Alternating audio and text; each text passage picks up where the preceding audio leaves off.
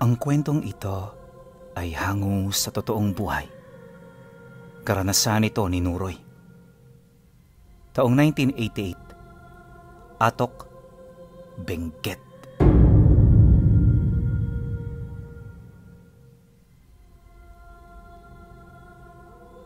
Noong mga panahong ito, nakatira sa paanan ng bundok ang pamilya ni Nuroy. 2 henerasyon na rin ang nakakaraan magmula nang mapadpad sa lugar na yon ang kanilang pamilya. Ayon sa kanya, hindi niya halos maisip kung bakit nagtagal sila sa lugar na yon. Kung iisipin kasi, napakahirap ng sitwasyon nila roon.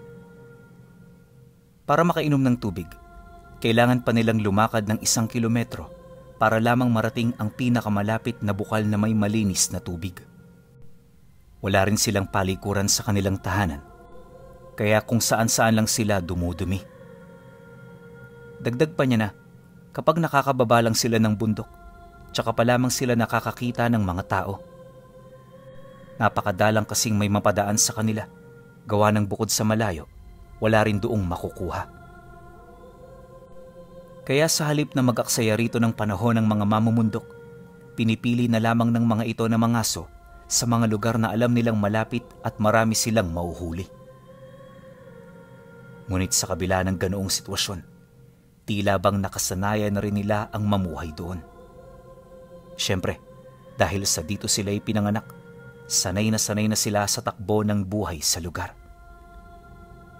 Ni minsan di rin siya tumutol sa kung anong meron sila dahil alam niya na dugo at pawis ang naging puhunan dito ng kanyang mga magulang. Pagtungtong ni Nuroy sa edad na 12 anyos, katukatulong na siya ng kanyang ama sa sakahan. Repolyo ang pangunahing ibinibenta nila sa merkado, kaya sa panahon ng anihan, napakarami ng trabaho.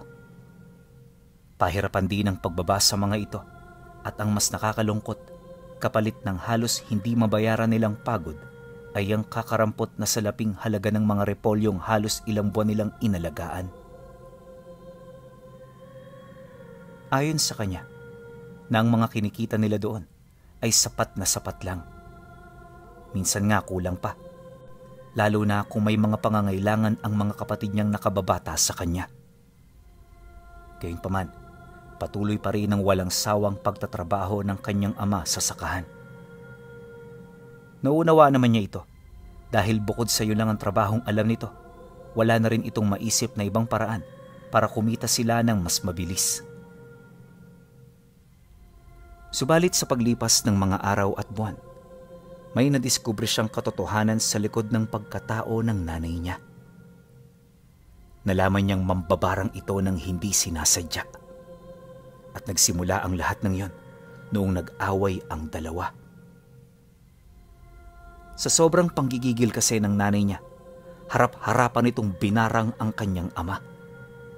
At sa loob lamang ng ilang minuto, umepekto ang pambabarang. Bigla na lang tumahimik noon ang tatay niya, kasabay ng paghawak nito sa kanyang lalamunan na para bang meron yun doong nakabara. At habang nangyayari ito, taimtim lang na nag-uusal ang nanay niya habang patuloy ito sa pagpapatulo ng luha. Maya-maya pa, dito na nagsimulang sumuka ng igat ang kanyang ama.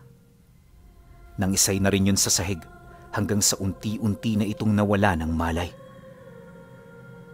Pagsilay niyang nasa bingit na ng kamatayan ang buhay ng tatay niya, dito na siya naglakas loob na mamagitan sa dalawa. Sigaw siya ng sigaw habang umiiyak, hanggang sa dito na mahimasmasan ang nanay niya. Pagbalik nito sa kanyang ulirat, dali-dali itong nag-usal para alisin ang mga sumpa nitong binitawan. At sa isang kisap mata, ang mga igat na nagsiksikan sa lalamunan nito ay naging mga alikabok. Dito na rin nakahinga ang tatay niya hanggang sa paunti-unti nanumbalik na ang lakas nito. Pagtayo nito sa lugar kung saan yun humandusay, galit na galit itong lumapit sa nanay niya habang nagmumura. Ngunit para hindi na lumala ang sitwasyon, mismong siya na ang nagdesisyon na palabasin na muna ito ng bahay para makausap niya yon ng maayos. Inabisuhan din niya ang kanyang ina na wag nang pansinin ang mga bagay na sasabihin nito sa kanya. Pagkatapos niya itong mailahad, dali-dali niyang binitbit ang kanyang ama. Malaking tao kasi itong si Nuroy Pinuno, kaya kung gugustuhin niya, kayang-kaya niyang puwersahang paalisin ng bahay ang tatay niya. Pero syempre bilang ama niya ito, hindi niya ito malimit ginagawa, lalo na kung hindi naman malala ang sitwasyon. Subalit sa pagkakataong yon, ramdam niya na may mangyayaring hindi kaaya-aya, kaya nakapagdesisyon siyang gawin ito. Paglabas nilang dalawa, agad namang nagpumiglas ang kanyang ama hanggang sa tuluyan niya na itong mabitawan. Bakit mo ba ako pinipigilan, Nuroy? Hindi mo ba nakita ang ginawa ng nanay mo? Muntik niya na akong patayin. Anong akala niya? Natatakot ako sa kanya porket may aral siya. Ito ang tandaan mo. Bilang padre de pamilya sa bahay na ito, hindi ako masisindak ng anumang abilidad na nagmumula sa inyo. Patayin niyo muna ako bago niyo magawa ang gusto ninyo. Galit na wika ng tatay niya. Nang marinig naman niya ang sinabi nito, mahinahon niya itong tinanong ukol sa naging mitya ng kanilang pagtatalo. Pagkarinig naman ng kanyang ama sa kanyang tanong, di na ito nagdalawang isip na ilahad ang tungkol sa perang pinag-aawayan nila. Ayon dito, na ang perang yon ay nakalaan para sa mga binhi ng repolyo sa susunod na taniman. Hindi niya ito pinapagalaw, pero yung nanay niya nagdesisyong gastahin ito nung bumisita sila sa baryo. Walang kabuluhang mga bagay ang pinagbibibili nito roon na siya namang labis nitong ikinagalit. Ang hindi pa nito matanggap ay ang pagbibigay nito ng mga natirang pera sa mga kapatid nitong parang asa rin sa kanila. Dahilan ng tatay niya, halos mamatay-matay na sila sa kakasaka, tapos ibibigay lang nito sa taong hindi marunong magbanat ng buto ang bunga ng kanilang paghihirap.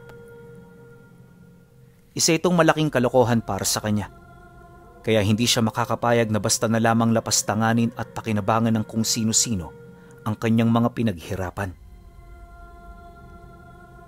Nang marinig naman ni Nuroy ang sinabi nito, naunawaan niya ang ipinuputok ng butse ng tatay niya. Pero sa halip na balikan ng nanay niya, inabisuhan na lamang niya itong maging mahinahon dahil kahit ano pa ang gawin nila, wala na silang magagawa para maibalik ang perang nawala. Paano tayo ngayon yan makakasaka? Alam mo naman kung gaano kahalaga ang mga repolyo sa ating buhay, di ba? Kung hindi tayo makakapagtanim ngayon, abay gugutumin tayo sa mga susunod na buwan. At kung magkaganon, anong balak mong kainin? Lupa? Mga damo? Tao tayo, Nuroy. Hindi tayo mga hayop. Pagkasambit ng tatay niya sa mga katagang yon, halos ambahan na rin siya nito ng suntok dala ng galit. Si Nuroy naman noon, tahimik lang na nakatingin dito, maiging pinag-iisipan ng ideya na namuo sa kanyang utak. Maya-maya pa, nang makapagpasya na siya, sumagot siya rito ng, "Tay, paano kaya kung gamitin natin ang abilidad ni inay para kumita?" "Ako nang bahala, tay. Basta babalitaan na lang kita." Matapos niya itong mailahad, agad naman siyang umalis. Yung tatay naman niya, naiwan sa labas habang pinag-iisipan ng tungkol sa mga nangyari. Dumaan ang mga araw, hindi na muna siya sumama sa bukid. Naging abala siya sa pagkumbinse sa kanyang ina hanggang sa mapapayag niya na ito na gamitin ang abilidad nito para kumita sila ng pera. Noong una tutol ang nanay niya, pero sa katagalan niyang pamimilit, wala na rin yung nagawa. Masama na kung masama, Pinuno, pero sa harapan ng desperasyon, lahat ng pwedeng gawin para mabuhay, gagawin ito ng mga desperado. Nang mapapayag na niya ang kanyang ina, agad niya itong inilahad sa tatay niya. Tutol man ito sa kanyang binabalak, biglang nagbago ang pasya nito nang marinig nito ang limpak-limpak na salapi na pwede nila roong makuha. Dagdag pa ni Nuroy na sa sandaling makalikom sila ng sapat na pera, bababa sila ng bundok para mamuhay sa bayan. Sa gayong paraan, mababago nila ang takbo ng kanilang mga buhay at tadhana. Dahil sa ganoong pangako, kung kaya't sinuportahan nito ang bawat lakad niya. Ayon sa kanya, na kapag bumababa sila ng baryo, kinikita niya ang iilang mga individual para kausapin ito ukol sa mga parokyanong naghahanap ng isang mahusay na mambabarang. Bawat individual na kanyang nakakausap ay merong parte sa kikitain nila, gawa ng hindi rin biro ang gagawing sakripisyo ng mga ito. Yun kasi ang tutulong sa kanila upang makahanap ng mga personalidad na kayang bayaran ang aral na tanga ng kanyang ina. At sa loob ng ilang araw na paghihintay, meron ng 2 pamilyang sumadya sa kanilang bahay. Kagaya ng inaasahan, pamilya ito ng mga mayayaman, kaya nang magkasundo, agad sila nitong inabutan ng kalahati ng napag-usapan. Libu-libong pera ang bumungad sa kanila, kaya nang makita ito ng tatay niya, nawala sa konsensya nito ang paniniwalang mali ang kanilang ginagawa. Sa mga unang naging parokyano ng nanay niya, napakadali para rito na paslangin ang mga ipinapapatay sa kanila. Kaya naman ang malaman nito ng iba, halos dumagsana ang mga ito sa bahay nila. May mga politiko, mayayamang gustong patahimikin ang mga karibal sa negosyo, magkakapatid na nag-aaway-away sa lupa, at kung ano-ano pang mga kasong likas na sa tao. Bawat isa sa mga ito, nakahandang magbayad ng malaki, kaya sa loob lamang ng ilang buwan, halos nakaipon na sila ng perang 100 beses na mas malaki kumpara sa kinikita nila sa pagsasaka sa loob ng isang buong taon. Pagkalikom nila rito, agad silang bumaba ng bayan para maghanap ng mapagtitirikan ng kanilang bahay. Sa sentro sila noon nagdesisyong manirahan dahil base sa napag-usapan, titigil ang kanyang ina sa pambabarang kapag meron na silang mga negosyong susustento sa kanilang pangangailangan. Sa gayong paraan, mababawasan ang kasalanan nito at hindi yun mapapahamak sa kanyang mga kalaban. At sa paglipas ng mga araw at buwan, nagpatuloy ang gano'n nilang kalakaran. Wala na silang ibang iniisip kung hindi kung papaano gastusin ang pera para sa pagpapatayo ng mga bahay nila. Namili rin sila ng lupang sakahan upang magkaroon sila ng pastulan ng mga bibili nilang hayop. At makalipas pa ang 6 na buwan, sapat na ang perang kinita nila. Nasa humigit 90 na rin ang napagsilbihan ng nanay niya, kaya naman nagdesisyon na silang itigil ang kasalukuyan nitong ginagawa. Habang tumatagal kasi, mas lalong nagiging mapanganib sa nanay niya ang ganoong trabaho. Ilang beses na itong muntik mahuli ng albularyo at kung hindi dahil sa mga karga nito, paniguradong wala na sana yun sa kanilang tabi sa mga oras na yon. Dahil sa ganoong pangyayari, nakaramdam sila ng matinding takot para sa kaligtasan nito. Kaya kahit marami pa silang parokyano, nagdesisyon silang itigil na ang kanilang ginagawa. Nang malaman naman yon ng lahat, hindi maipagkakaila ang galit at pagtatampo ng mga taong hindi pa nila napaglingkuran. Sa sobrang pagmamalabis nga ng mga itong makatikim ng serbisyo ng nanay niya, may mga pagkakataong bumibisita yon sa bahay nila para mag-alok ng dobleng halaga sa mga hinihingi nila. Ngunit kahit anong gawin ng mga ito, sadyang hindi na nila mapatid ang desisyon ng pamilya. Kaya naman magmula nun, marami na ang mga taong tila bang nagkaroon ng galit sa kanila. Isang hapon, habang abala sila sa kanilang ginagawa, may isang lalaking nasa edad 50 anyos ang dumaan sa tindahan nila. Si Nuroy ang bantay noon, kaya siya ang unang nakakita sa lalaki. Pagpang-abot ng kanilang paningin, agad itong bumili ng sigarilyo at posporo. Pagsindi nito sa kanyang harapan, muli itong tumingin sa kanya habang nagwiwika ng, "Nandyan ba ang nanay mo?" Nang marinig naman niya ang parang galit nitong boses, agad naman niyang inilahad dito na wala sa bahay nila ang kanyang ina kahit nandun naman talaga yun. Dagdag pa niya na, wala na itong tinatanggap na parokyano, kaya kung maaari, tigil-tigilan na nila ang panggagambala rito. Ngunit nang marinig ito ng lalaki, padabog naman itong ibinagsak sa estante ang dalawa nitong kamay habang sumasagot sa kanya ng, "Dahil sa nanay mo, kaya nagkawatak-watak ang aming pamilya. Dahil sa nanay mo, kaya nasira ang matagal na naming pinaplano. At dahil sa nanay mo, kaya nawala ang ama ko." Pagkasambit nito ng mga katagang yon, bigla itong tumakbo papaloob ng kanilang bahay. Nang masipat naman yon ng tatay niya, pilit naman itong hinarang ang lalaki, pero hindi sapat ang lakas nito para tuluyan itong mapigilan. Kaya naman pagpasok nito sa loob ng bahay, dito na siya humingi ng tulong sa kanilang mga kapitbahay. Nagmamadali rin siyang pumasok sa loob dahil inisip niya na baka kung ano ang gawin nito sa nanay niya. Pagdating niya sa may bandang kusina, dito niya nakita ang lalaki na nakabulagta habang pilit nitong iniaalis ang mga malalaking alupihan na nagsikumpulan sa loob ng kanyang ngalangala. Subalit dahil sa talas ng mga galamay nito, kung kaya't walang nagawa ang lalaking yon, kundi hayaan ang mga nilalang na pagpistahan nito ang kanyang sistema. Maya-maya pa, tuluyan na rin itong binawian ng buhay, kaya para hindi ito makita ng mga kakilala nila, dali-dali niyang sinarado ang bahay.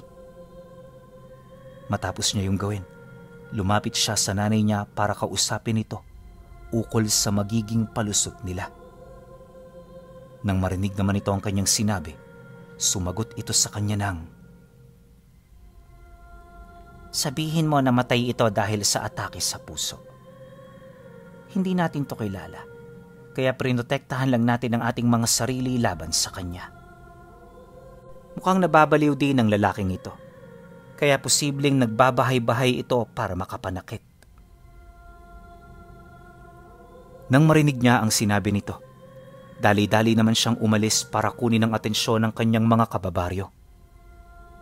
At nung magawa na niya ang pinag-uutos ng nanay niya, bumalik siya sa kusina para ilabas ang bangkay nito. Kagaya ng inaasahan, walang nakakakilala sa lalaking yon. Hindi rin malinaw kung saan ito nagmula, kaya imbis na patagalin ang labi nito, nagdesisyon sila na ilibing yon sa labas ng kanilang baryo. Matapos nila itong gawin, agad nila itong nakalimutan na parabang hindi man lang ito umiral sa kanilang lugar. Kaso lang, lingid sa kaalaman nila Nuroy, na bago pala mamatay ang lalaking yon, na ikalat nito sa loob ng bahay nila ang marka ng mga aswang na lumipol sa pamilya nito habang pinapahirapan ng nanay niya ang ama nitong isa palang albularyo. Yon ang nagsilbing ganti ng lalaki para mapagbayad ang nanay niya ukol sa lahat ng masasama nitong ginawa. Kaya makalipas lamang ang ilang araw, dito na sila nakapansin ng kakaibang enerhiya na namumutawi sa loob ng bahay. Hanap sila ng hanap kung saan ito nagmumula, pero wala silang matuntun. Ayaw naman nila noong magpatulong sa albularyo dahil kapag nakapasok ang mga ito sa loob ng kanilang bahay, agad nitong malalaman ang totoong pagkatao ng ilaw ng kanilang tahanan.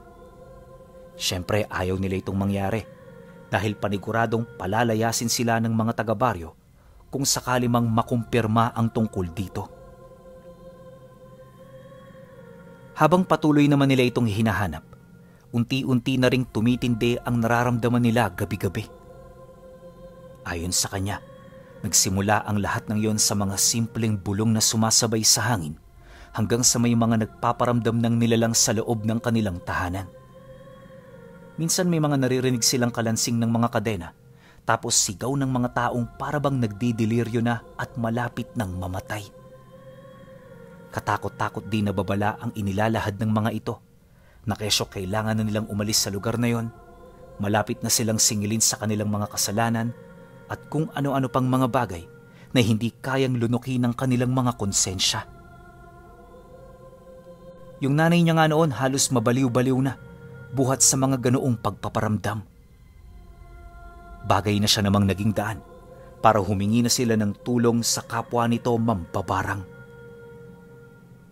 Nataon kasing may nakilala roon ng nanay nila, kaya para mabigyang linaw ang mga pangyayari, sila na mismong nagkusang bumisita rito. Ngunit nang marinig ng mambabarang ang kanilang sinabi, agad itong tumanggi. Ayon dito, hindi siya mangangas na pumasok sa ganoong gulo dahil ang ganoong senyales ay ang pagpaparamdam ng isang malakas na lahi ng mga aswang. Wala siyang ideya ukol dito, pero naniniwala siya na hindi uubra ang mga aral nila sa mga ganoong uri ng nilalang. Dagdag pa nito na hanggat maaga pa, mas mainam na umalis na lang sila roon. Gamitin nila ang mga perang naipon nila para makapagbagong buhay sa ibang lugar. Subalit kapag nagawa na nila ito, manatili silang bihilante dahil malakas ang tsansa na masusundan sila nito. Nang marinig naman yon ng kanyang ama, agad namang kumunot ang noo nito. At kahit wala itong alam pagdating sa mga ganoong uri ng nilalang, napilitan itong sumagot dito ng, "Subukan lang nila kami para magkaalaman. Hindi kami duwag para umatras sa mga ganyang simpleng pagbabanta." Matapos naman itong magsalita, agad na silang umalis ng walang pasabi. At sa paglipas ng mga araw, wala silang ibang pinagtuunan ng pansin, kundi ang paghahanda. Nangalap na rin sila ng mga tauhan na pwedeng umagapay sa kanila sa panahon ng kaguluhan. Inakala kasi nila na sa pamamagitan ng bilang, masisindak nila ang mga paparating na nilalang. Ayon pa kay Nuroy na, noong mga sandaling yun wala silang kaide-ideya sa mga mangyayari. Basta ang ginawa nila, maghanda para sa paparating na kalamidad, dulot sa banta na kanilang natanggap. Makalipas pa ang ilang linggo, unti-unting humupa ang nararamdaman nilang pagkabahala. Inakala kasi nila na hindi na yun mangyayari, pero nagkamali sila. Dahil dumaan lang ang 2 araw pagkatapos ng mga linggong yon, may dumating na isang matandang babae sa kanilang baryo. Hinahanap nito ang kanilang pamilya at nang malaman nito ang kinaroroonan nila, naglaho na lamang ito na parang bula. Mabilis na nakarating sa kanila ang balita, kaya nang marinig ito ng nanay niya, hindi nito maipagkakaila ang nararamdaman nitong kilabot ukol sa mga narinig niya. At kahit hindi ito magsalita, alam ni Nuroy na isang seryosong banta ang kanilang kinakaharap. Pagsapit ng gabi noong araw na yon, habang nagpapahinga silang mag-anak, narinig niyang nagkakasiyahan ang mga bantay sa labas. Panayang pagsisitawanan ng mga ito at may punto pang paulit-ulit itong kumakatok sa pintuan at dingding ng bahay na para bang nakakainsulto. Sa isip-isip ni Nuroy noon, binabayaran nila ang mga taong yon hindi para magkatuwaan sa kalagitnaan ng kanilang trabaho. Kaya naman para mabigyan ng leksyon ng mga ito, dali-dali siyang lumabas. Ngunit nang akmang pababa na siya ng sala, nakita niya ang kanyang ama na nagmamadali ring lumapit sa pinto para tingnan kung ano nangyayari sa kanilang mga tauhan. Pagbukas naman ito ng pintuan, bigla itong sumigaw para patigilin ang mga nagkakasiyahan. Ngunit kahit sumigaw na ito, tila bang hindi pa rin tumitigil ang kanilang mga tauhan. Dala ng kuryosidad, dali-dali siyang lumapit sa bintana para dumungaw.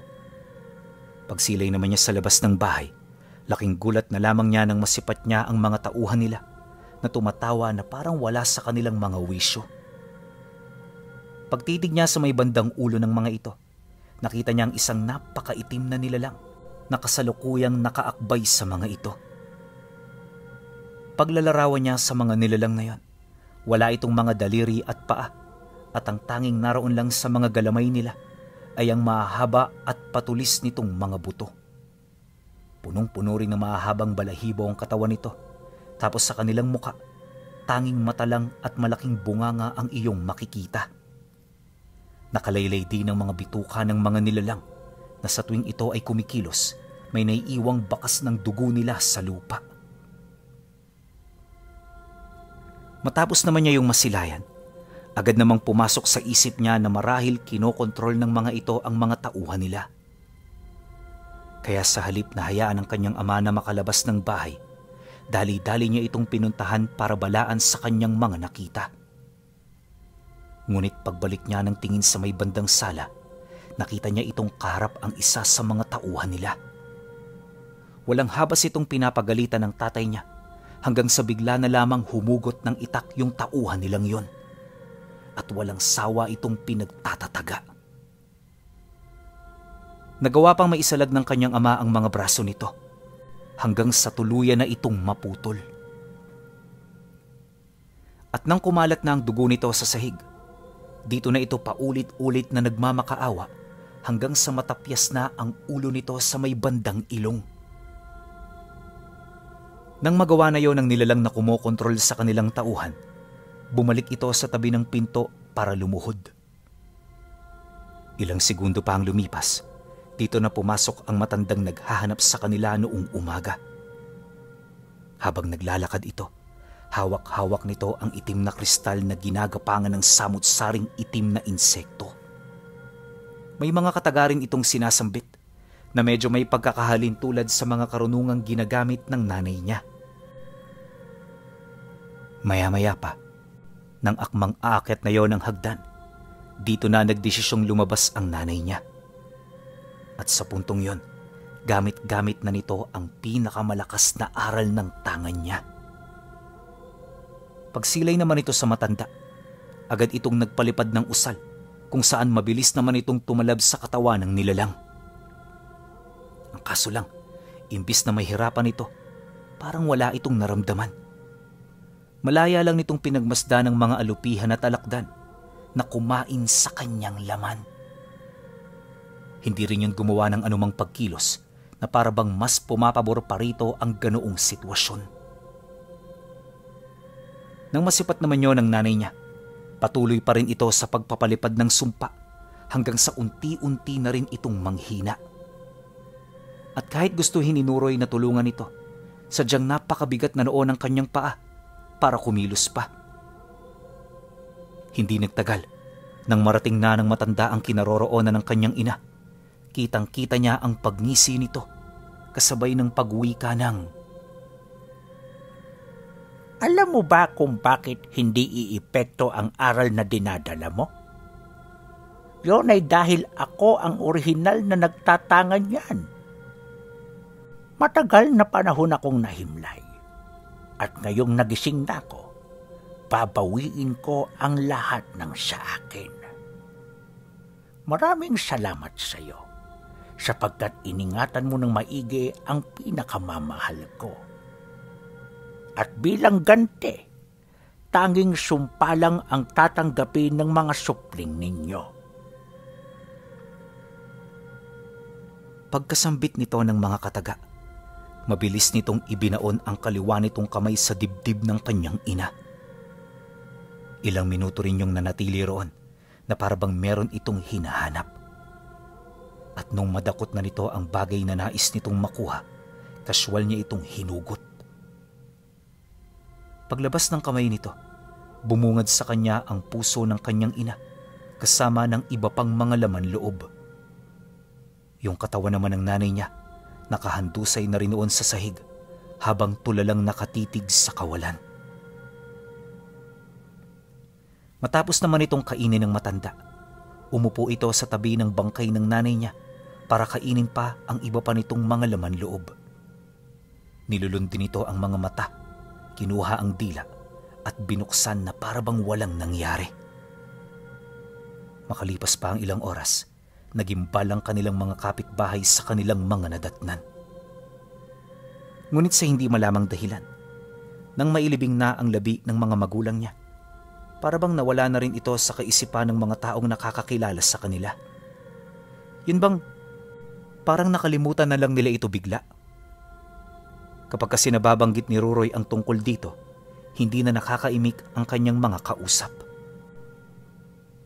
Ngunit imbis na problemahin pa ito, minabuti na lang niya na pagtuunan ng naiwan sa kanilang mga negosyo.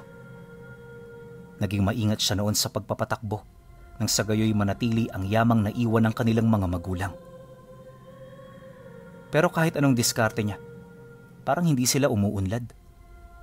Mabilis din ang paglakpak ng mga ari-arian nila hanggang sa napilitan na lang siya na ito ay ibenta. Ang mga salapi namang nalikom nila mula sa mga ito ay tila bang mabilis ding tinangay ng hangin. Sa isang kisap mata, bumalik ang sitwasyon nila sa dati nilang buhay.